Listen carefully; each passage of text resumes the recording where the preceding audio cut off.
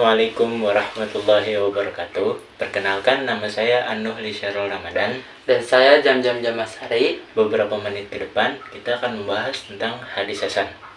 Oke, Bang, apa sih Bang definisi hadis hasan itu? Nah, dalam pendefinisian hadis hasan saya mengambil 3 pendefinisian. Nah, yang pertama itu pendapat dari Ibnu Hajar.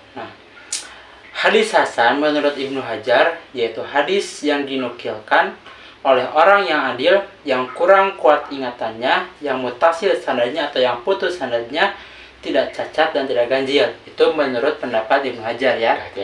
Yang kedua itu menurut Imam At-Tirmizi, mengartikan bahwa hadis hasan yaitu tiap-tiap hadis yang pada sanadnya tidak terdapat perawi yang tertuduh dusta pada matanya, tidak ada kejanggalan atau syadz, dan hadis tersebut diriwayatkan pula melalui jalan lain. Nah, itu menurut Imam At-Tirmizi. Nah, selanjutnya yang ketiga itu menurut Al-Khattabi. Menurut Al-Khattabi, hadis hasan yaitu hadis yang diketahui orang yang mengeluarkannya itu dikenal rijalnya merupakan jenis dari kebanyakan hadis, diterima oleh banyak ulama dan diamalkan oleh para fuqaha secara umum. Nah, itu jadi pendefinisian itu menurut sebagian para ulama. Ya. Oke. Nah, selanjutnya hukum hadis hasan itu apa sih Bang? Nah, jadi hukum hadis hasan menurut ulama fuqaha itu boleh digunakan sebagai hujah atau pengamalannya gitu. Jadi walaupun hadis hasan tersebut tidak tergolong ke dalam hadis sahih, ya mungkin asalnya itu hadis hasan itu sahih. Yeah. Mungkin ada salah satu perawi hadis tersebut yang memiliki kecacatan, jadi hadis tersebut yang tadinya sahih menjadi hasan. Boleh itu hadis hasan jadi hasan lidatihi atau hasan lighairihi. Nah, menurut ulama fuqaha itu sepakat hadis hasan tersebut dijadikan hujah atau fuqaha atau menjadi pengamalan bagi kita semua. Jadi itu hukumnya boleh saja. Nah, setelah tadi saya berbincang, Anda bertanya kepada saya tentang pendefinisian dan hukum hadis hasan.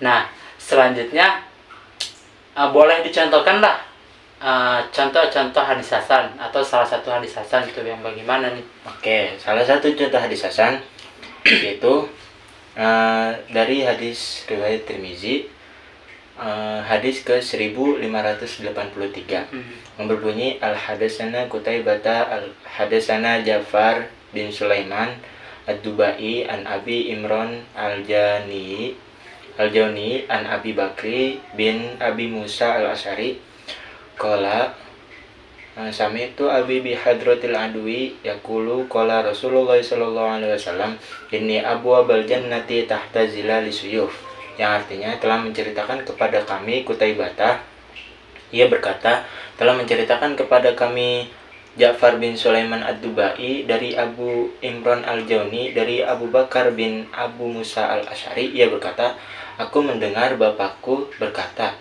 di hadapan musuh, Rasulullah Shallallahu Alaihi Wasallam bersabda, sesungguhnya pintu-pintu surga berada di bawah naungan pedang. Nah, kenapa hadis tersebut dibilang hadis hasan gitu ya pertanyaannya? Iya benar. Jadi hadis tersebut dibilang hadis hasan karena salah satu perawinya itu ada yang memiliki kecacatan. Perawinya yaitu